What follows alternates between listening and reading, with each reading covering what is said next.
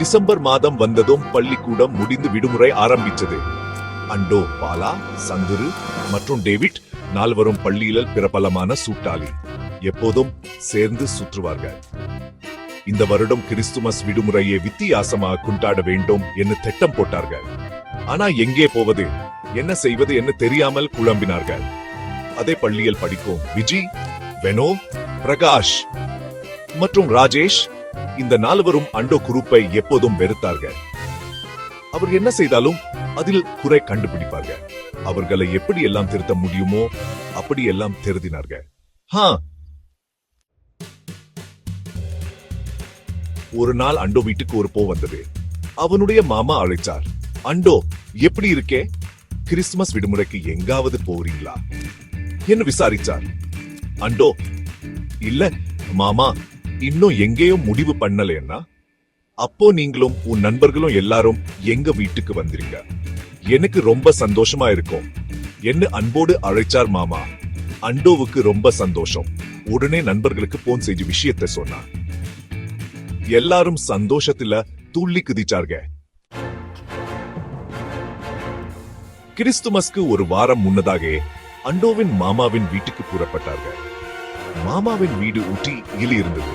அடுத்த காட்டுக்குள் இருந்த ஒரு பெரிய பங்களா.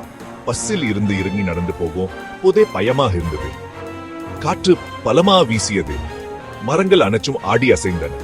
ஏண்டா, இந்த காட்டுக்குள்ளேயே உன் மாமா வீடு இருக்கா என்ன பயத்துடன் கேட்டான் பாலா.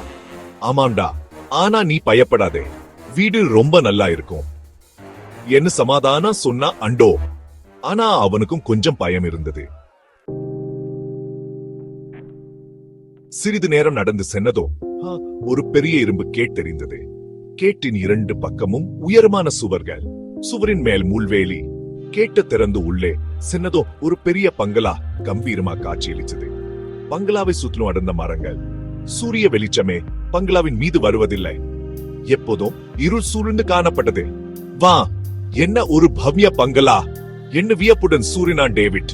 ஆமாம், பழைய பங்களாதா, ஆனா நல்லா பராமரிச்சு வச்சிருக்காங்க என்ன அண்டோ. உள்ளே சென்று பார்த்தா பங்களா இன்னும் பெரிதாக தெரிந்தது.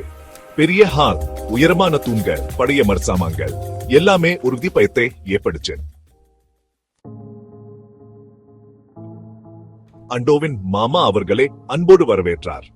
வாங்கப்பா, வாங்க, ரொம்ப நாளா உங்களை எல்லாம் பார்க்கணும்னு ஆசைப்பட்டேன் என்ன சூரி உள்ளே அழைத்து சென்றார். அவர்களுக்கு ஜூஸ் கொடுத்து விட்டு, சரி, நீங்க எல்லாம் கொஞ்ச நேரம் ரெஸ்ட் எடுத்துக்கோங்க, நான் சாப்பாடு ரெடி பண்ணேன் என்ன சூரி சென்றார். ஏய், இந்த பங்களாவை பத்தி ஏதாவது தெரியுமா என்ன சந்திரு கேட்டான். ஆமா, இதுக்கு பின்னாடி ஒரு பெரிய கதையே இருக்கு. இந்த பங்களாவுல ஒரு அறை இருக்கு. அந்த அறைக்குள்ள யாரும் போக கூடாதுன்னு சொல்லுவாங்க என்ன ஆண்டோ. ஏன், அந்த அறைக்குள்ள என்ன இருக்கு என்ன ஆர்வமா கேட்டான் டேவிட். அது யாருக்கும் தெரியாது. அந்த அறை எப்போதும் பூட்டி வச்சிருப்பாங்க என்ன ஆண்டோ. மாலை நேரமானது. சாப்பிட்டு முடிச்சிட்டு எல்லாரும் ஹாலில் உட்கார்ந்து பேசிக் கொண்டிருந்தார்கள். திடீரென்று ஒரு பலமான சத்தம் கேட்டது.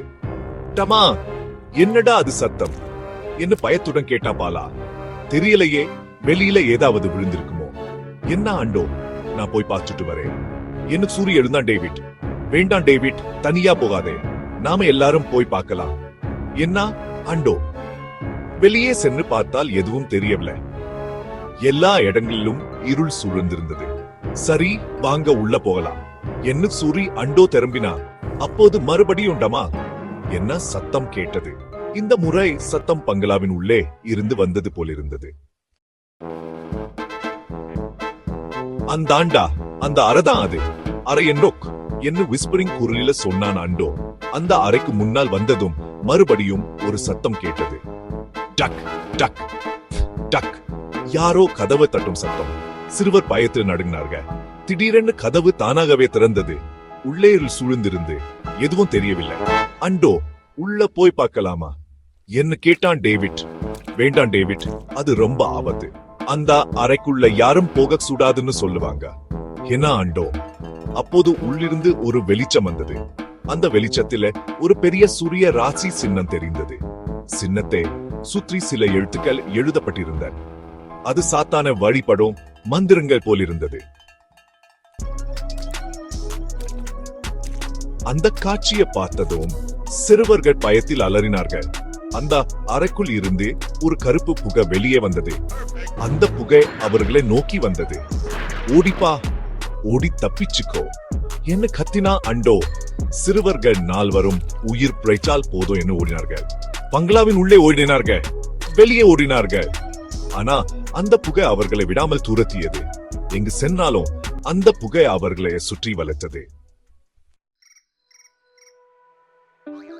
அதே நேரம் அண்டோவின் பெற்றோர்களும் பள்ளி ஆசிரியர்களும் அவர்களை தேடி வந்தார்கள்.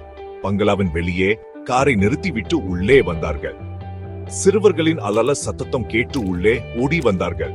அந்த கருப்பு புகையை பார்த்ததும் அவர்களுக்கும் பயமாக இருந்தது. ஆனா தைரியமாக சென்று சிறுவர்களை மீட்டார்கள். பின்னர் அந்த பங்களாவை விட்டு வெளியே அழைச்சு வந்தார்கள்.